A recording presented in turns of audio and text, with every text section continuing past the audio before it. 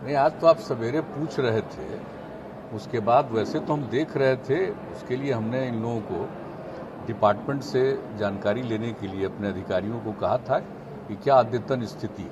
कुछ दिन पहले से समस्या तो है ही, तो जो स्थिति बताई गई है उसके हिसाब से इन लोगों ने मुझको जो बताया, जानकारी दी है कि ये फैक्ट है कि जितना यहाँ का रिक्वायरमेंट है और जो पहले आपूर्ति होती थी उस हिसाब से या तो जो एनटीपीसी से मिलता था या फिर अनेक प्राइवेट कंपनियों से लेते थे, तो इन सब लोगों से जितनी आपूर्ति का प्रावधान था वो आपूर्ति नहीं हो पा रही थी। इसके चलते समस्या आई।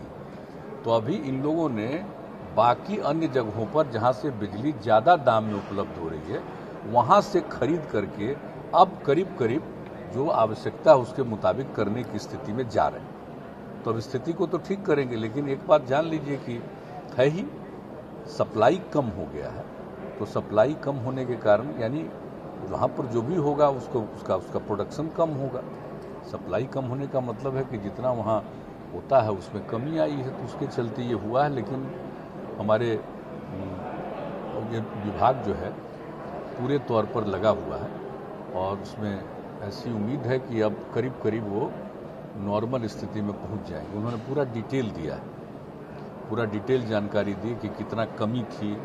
अब इसके बाद और जो अन्य जगहों से लिया है, ज़्यादा दाम से खरीद रहे हैं। अब कितना करीब करीब 90 करोड़ का अब दिया है। देखें अभी जितना ले रहे हैं, हाँ, अब 5 दिनों में विद्युत एक्सचेंज से लगभग 570 लाख यूनिट बिजली की खरीद की गई है, जिसकी कुल लागत लगभग 90 करोड़ रुपया। अब उसके चलते जो खरीद के पश्चात पीक आवर में लगभग 5500 से 5600 मेगावाट बिजली उपलब्ध हो। मतलब पैसा ज़्यादा लग रहा है। जो हम लोगों का जिससे तय था या तो एनटीपीसी का या प्राइवेट जो जितने हैं इसमें उनके साथ जो तय हुआ था, तो जो कम मिलने लगा तो फिर दूसरी जगह से इन लोगों ने जो खरीद शुरू किया है इसके लिए, अपने लोगों के लिए, उसमें पैसा ज़्यादा लग रहा है, लेकिन किया जा रहा है। ये तो हमेशा कहा ही जाता है कि देखभाल करनी है और लोगों की ज़रूरत को पूरा करने का प्रयास करना चाहिए, तो कर रहे हैं। समस्या तो है ही, ये बात तो बिल्कुल सही है कि जहाँ से आपूर्ति होती थी वहाँ उनका उतना उत्पादन नहीं है। कोई कारण है जिसके चलते ये स्थिति है। तो कोई और ऐसी बात नहीं है कि कोई बिहार की स्थिति, ये सब जगह की स्थिति। ऐसा नहीं है कि यहाँ प्रभावित है, ये हर जगह स्थिति है और उसको लेकर के अपने अपने ढंग से लोग करते हैं। हम लोगों के यहाँ लोग पूरे तौर पर अन्य स्थलों से भी लेकर के पूरी आपूर्ति करने के लिए अपना काम करने का पूरा प्रयास कर रहे हैं। और आज जो हमको रिपोर्ट किया है उसके हिसाब से जो भी आपको हमने बता दिया, उन लोगों ने कहा कि अब जो जितना रिक्वायरमेंट है 5500-5600 मेगावाट का, उतना लगभग ये आपूर्ति करने में सफल होगा।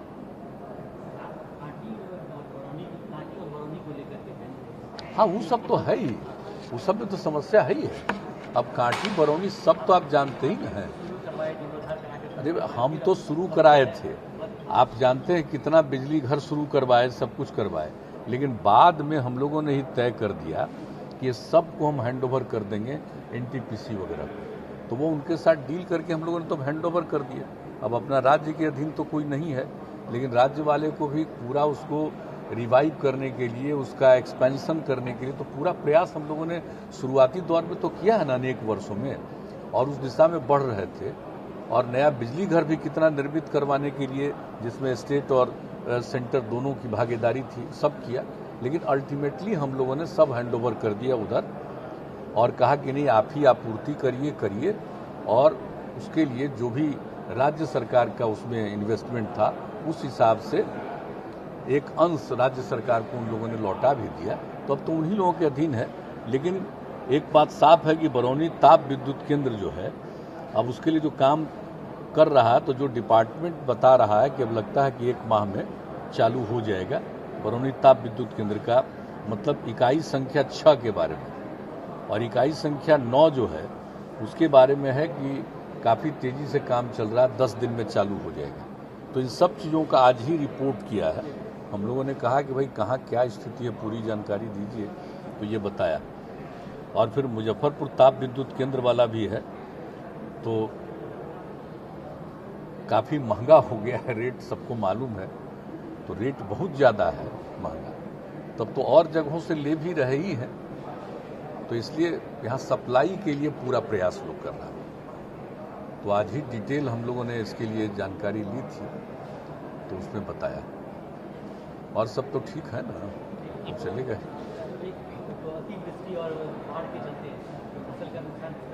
वो तो हम लोगों ने सब रिपोर्ट, सब चीज़ के लिए हमने टाइम दे दिया, सब जगह से बात कर लिया। जहाँ जहाँ हम गए वहाँ के डीएम्स को तो अलग से हम यहाँ से भी बात भी किए, लेकिन बाकी जगहों पर भी, अन्य सभी जगहों के लिए भी हमने सभी लोगों को कह दिया, अपने अधिकारियों को, कि अन्य सभी डीएम वगैरह सबसे बात कर लीजिए और कहीं भी किसी भी जिले में कोई कठिनाई नहीं होनी चाहिए। हम तो अनेक जगहों से बात खुद भी कर लिए, लेकिन बाकी जगहों पर उन लोगों ने भी बात की है।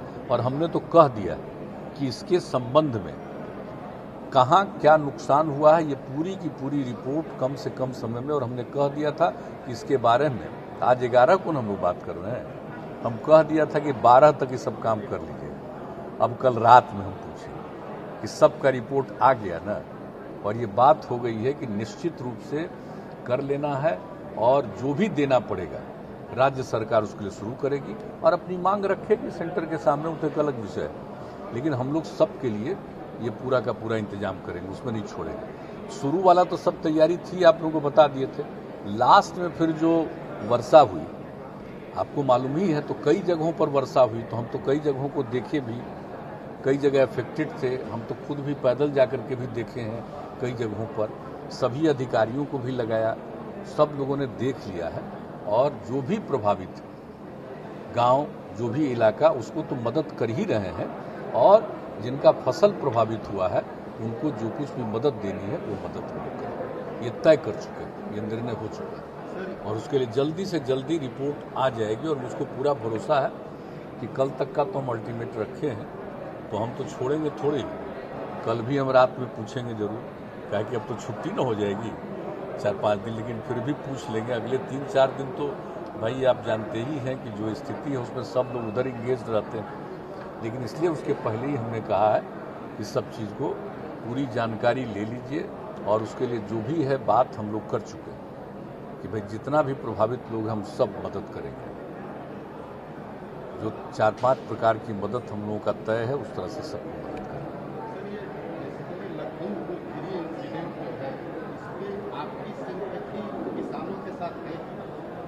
देखिए, कहीं कोई इंसिडेंट होता है तो ये काम तो वहाँ के प्रशासन का है, वहाँ की पुलिस का है देखना।